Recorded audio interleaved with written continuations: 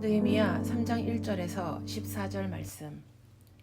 그때의 대제사장 엘리야십이 그의 형제 제사장들과 함께 일어나 양문을 건축하여 성별하고 문짝을 달고 또 성벽을 건축하여 한메아 망대에서부터 하느넬 망대까지 성별하였고, 그 다음은 여리고 사람들이 건축하였고, 또 그 다음은 이므리의 아들 삭굴이 건축하였으며, 어무는 하스나의 자손들이 건축하여 그 들보를 얹고 문짝을 달고 자물쇠와 빗장을 갖추었고, 그 다음은 학고스의 손자 우리야의 아들 무레못이 중수하였고, 그 다음은 무세사벨의 손자 베레가의 아들 무슬람이 중수하였고, 그 다음은 바하나의 아들 사독이 중수하였고, 그 다음은 두고와 사람들이 중수하였으나 그 귀족들은 그들의 주인들의 공사를 분담하지 아니하였으며, 옌무는 바세야의 아들 요야다와 부소두야의 아들 무슬람이 중수하여 그 들보를 얹고 문짝을 달고 자물쇠와 빗장을 갖추었고, 그 다음은 기브온 사람 울야다와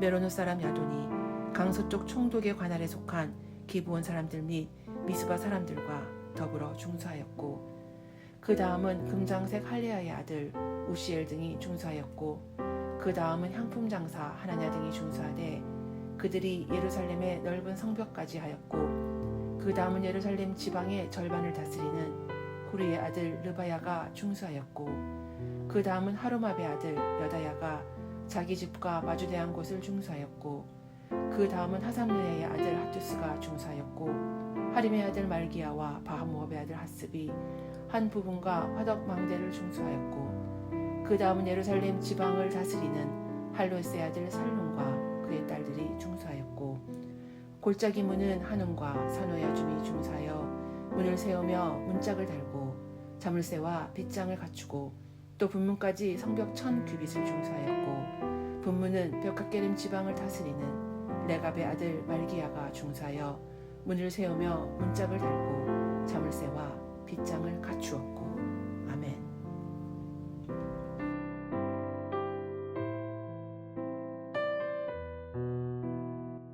함께 기도하겠습니다.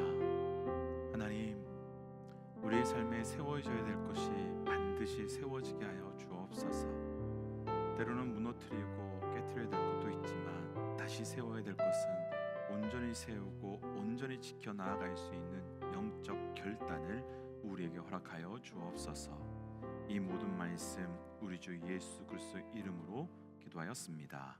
아멘. 할렐루야.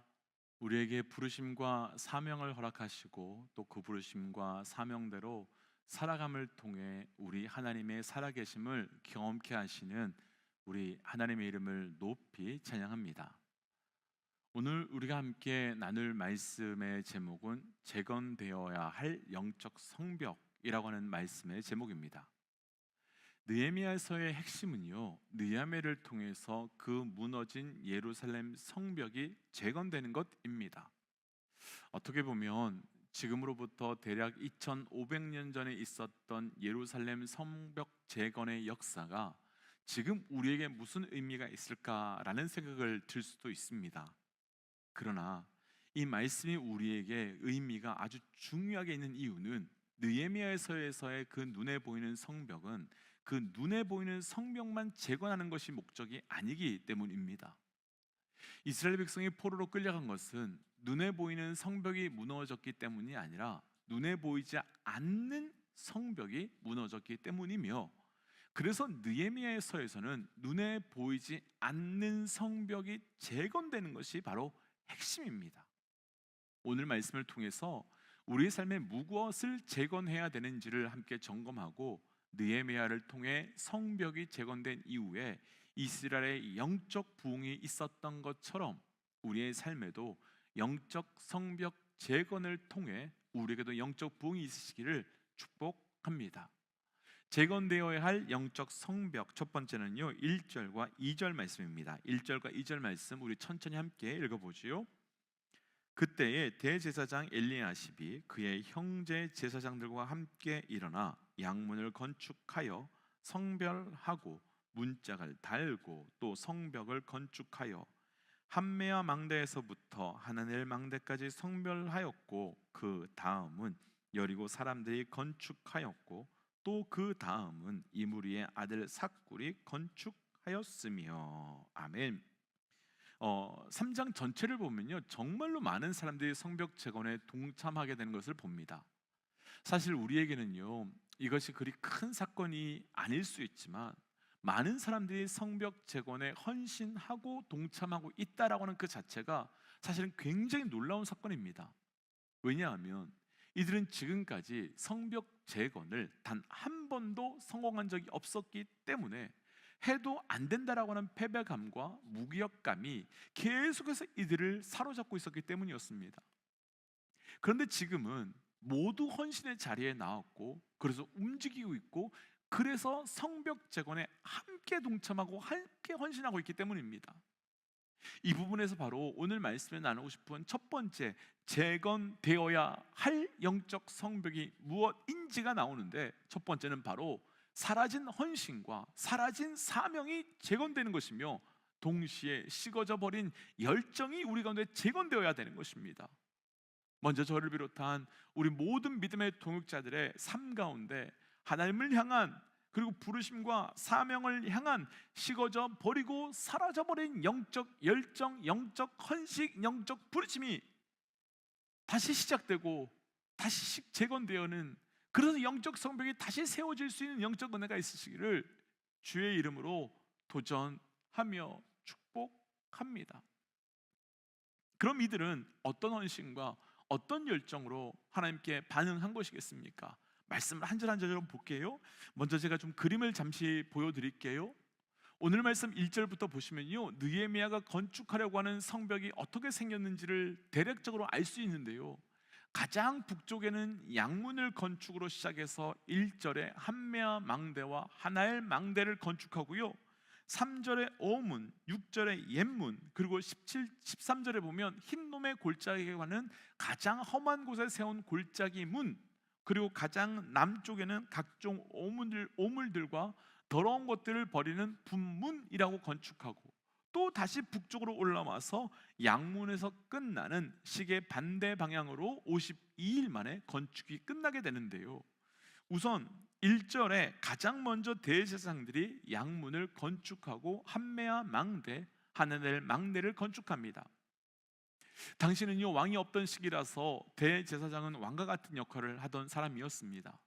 그렇다면 이들은 뒤에서 내가 기도하고 영적으로 너희들을 서포트하면서 방향을 제시할게, 이렇게 할 수 있는데, 이들은 벽돌을 쌓는 그 노동판에 가장 먼저 나와서, 더구나 이들이 건축한 양문은 가장 북쪽에 있어서 북쪽은 침략이 가장 많은 곳이고, 그래서 가장 위험하고 힘든 지역임에도 불구하고 대제사장들이 가장 먼저 헌신하고 있습니다.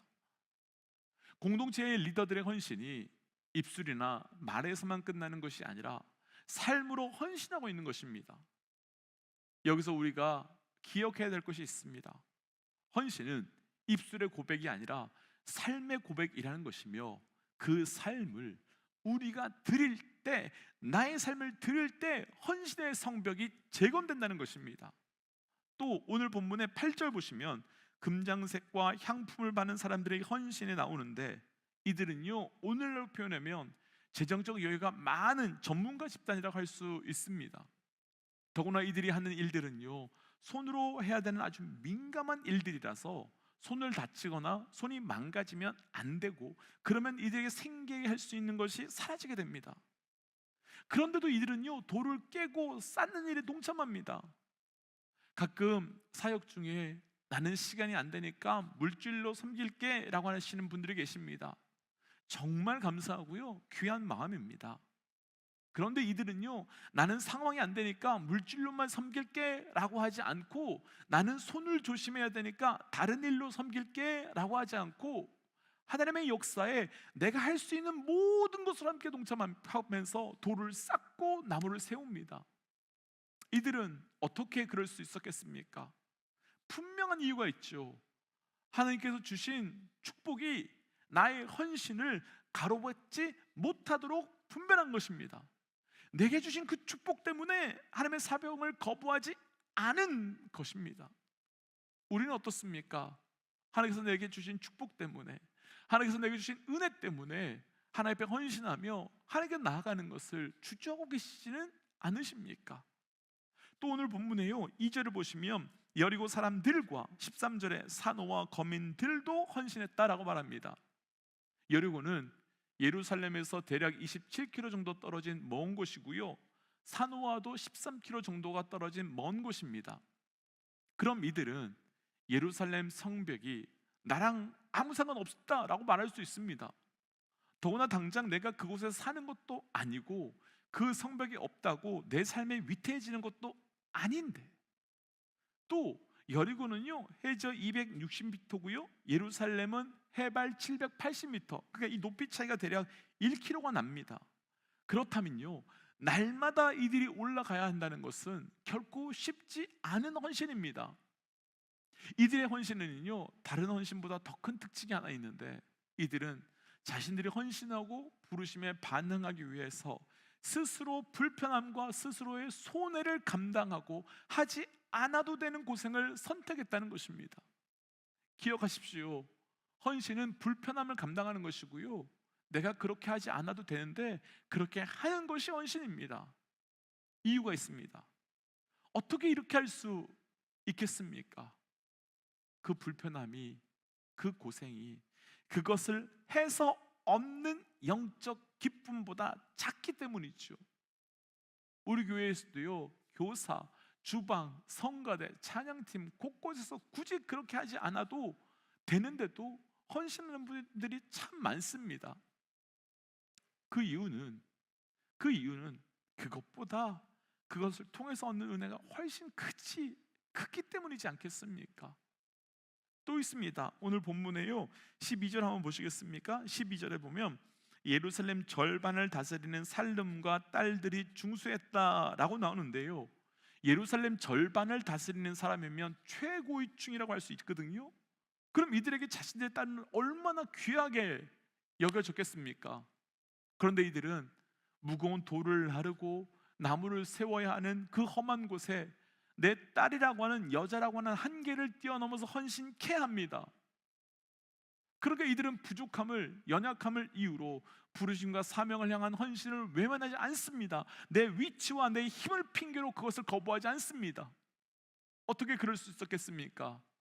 그것은 하나님의 사역을 사랑하기 때문이죠. 하나님의 부르심 앞에 너무너무 사랑하는 마음이 있기 때문이지요. 가끔이요, 아주 가끔 우리 여자 성도님들께서 무거운 것을 들지 못해서 어려워하시는 것을 보곤 합니다. 그런데요 이상하게도 그만큼, 아니 그보다 더 무거운 그분들의 자녀들은 번쩍번쩍 들어 올리신 것을 보게 됩니다. 어떻게 그럴 수 있겠습니까? 사랑하는 내 자녀니까 할 수 있는 거죠. 사랑하는 내 자녀니까 그렇게 할 수 있는 거죠. 그러니까 지금 다시 이들이요 헌신과 부르심이 앞에 나갈 수 있었던 건 하나님을 향한 사랑, 그 부르심과 사명에 대한 사랑함이 너무 뜨거웠기 때문에 반응할 수 있었던 것이지요. 그럼 여기까지만 한번 정리해 본다면, 보이지 않는 부르심과 사명에 대한 헌신이 다시 시작되는 것은 말만 하는 것이 아니라 행함이 있었기 때문이며, 하나님이 주신 은혜와 축복이 헌신과 사명에 대한 그 수고와 손해보다 훨씬 컸기 때문이며, 동시에 하나님을 향한 사랑이 너무 컸기에 다시 반응할 수밖에 없었기 때문인 겁니다. 그렇다면 우리도 동일하게 보이지 않고 나타나지 않는 영적 성벽이 있다면 회복되어야 되는 건 단순히 부르심과 사명의 성벽이 아니라 이런 보이지 않는 은혜들이 먼저 회복되어야만 그 보이지 않는 성벽을 세울 수 있는 것이지요. 그래서 이 아침 저를 비롯하여 우리 모두 우리 삶 가운데 무너진 영적 성벽, 부르심의 성벽, 사명의 성벽이 있다면 이 영적 은혜가 다시 먼저 세워지고 이 영적 은혜가 다시 재건되어 그 부르심 앞에 반응할 수 있는 영적 은혜가 있으시기를 주의 이름으로 도전합니다. 재건되어야 할 영적 성벽 두 번째 1절 말씀 함께 읽어볼까요? 1절입니다. 함께 읽지요. 시작. 그때 대제사장 엘리야십이 그의 형제 제사장들과 함께 일어나 양문을 건축하여 성별하고 문짝을 달고 또 성벽을 건축하여 한매야 망대에서부터 하나넬 망대까지 성별하였고. 아멘. 느헤미야는요, 많고 많은 문들 가운데서 양문을 가장 먼저 재건합니다. 우리가 이미 한 두세 달 전쯤에 주일 말씀으로 느헤미야 말씀을 나눌 때 나누었지만, 이 양문은 제사를 위해서 구별된 양들이, 제물들이 들어가는 문입니다. 그렇다면 느헤미야가 실질적으로 가장 처음 성별하여 양문을 건축한 이유는 예배를 회복하겠다는 영적 결단이며, 그렇게 한 이유는 우리 민족이 망한 이유는 힘이 없거나 능력이 없기 때문이 아니라 예배가 무너졌기 때문임을 분명히 알고 있었기 때문이었던 것이요.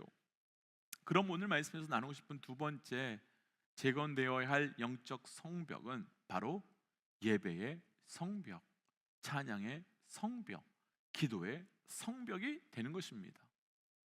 동일하게 도전합니다. 우리 안에 예배, 찬양, 기도의 성벽이 든든하게 세워져 그 든든하게 세워짐 안에 하나님의 나라가 회복되는 영적 은혜가 있으시기를 주의 이름으로 축복하며 도전합니다. 그런데 여기서 분별해야 될 것이 있습니다. 이스라엘 백성은 사실 단 한 번도 예배를 멈출 적이 없는 민족입니다. 이들은 늘 예배했습니다. 심지어 포로로 끌려간 바벨론에서도 예배의 장소가 없기 때문에 강가에 앉아서 예배하기도 했었습니다. 그럼 예배를 멈춘 적이 없는데, 아니 예배의 성벽이 무너진 적이 없는데 왜 예배를 회복하고 있는 것이겠습니까?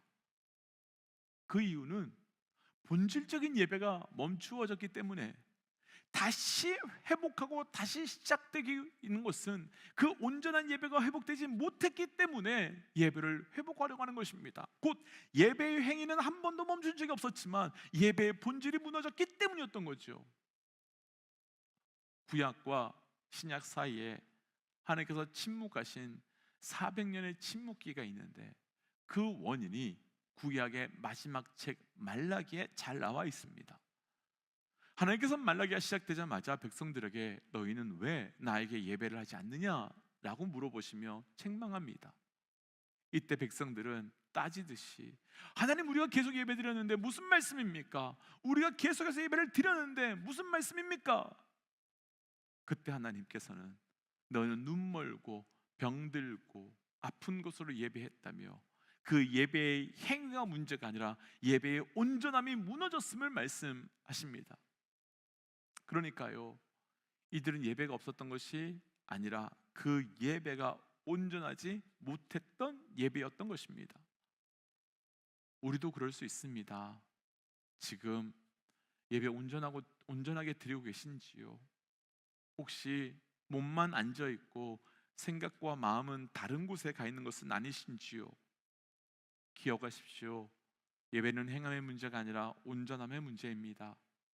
우리의 삶에 보이지 않는 온전함의 예배의 성벽을 든든하게 세워가셔야 됩니다. 예배의 행위가 아니라 온전함의 예배가 세워가시기를 주의 이름으로 도전합니다. 그래서 이 시간 주신 말씀을 기억하면서 하나님, 내 삶의 헌신과 부르심에 보이지 않는 성벽이, 그리고 내 삶의 온전한 예배의 성벽이 회복되어 거룩한 영적 성벽이 내 안에 세워지게 하여 주시옵소서라고 함께 기도하겠습니다. 함께 기도할까요? 기도하지요. 하나님, 기도하며 나갑니다. 아버지, 내 삶의 헌신과 부르심의 성벽이, 예배의 성벽이 세워지게 하여 주옵소서. 무너지고 깨어져 버렸던 그 모든 성벽을 다시 영적으로 재건하여 주셔서 주 앞에 온전히 반응하며 나가기 원합니다. 하나님, 내 안에 무너지고 깨어져 버린 헌신과 부르심의 성벽, 또 예배의 성벽이 다시 세워지게 하여 주옵소서. 이스라엘 백성의 망함은 하나님께 온전히 반응하지 못했기 때문에, 예배를 포기했기 때문인데, 우리의 삶에 그것이 온전하게 다시금 세워져 나가는 영적 은혜를 우리에게 허락하여 주옵소서. 이 모든 말씀 예수님 이름으로 기도하였습니다. 아멘. 사랑하는 믿음지 여러분, 우리 하나님께 온전하게 헌신과 부르심의 성벽, 예배의 성벽을 재건하는 겁니다. 오늘 하루가 그런 하루 되시기를 주의 이름으로 도전합니다. 함께 선포하고 삶의 자리로 기도의 자리로 나아가죠. 함께 선포하겠습니다. 하나님은 살아계십니다. 아멘. 승리하십시오. 함께 기도하겠습니다.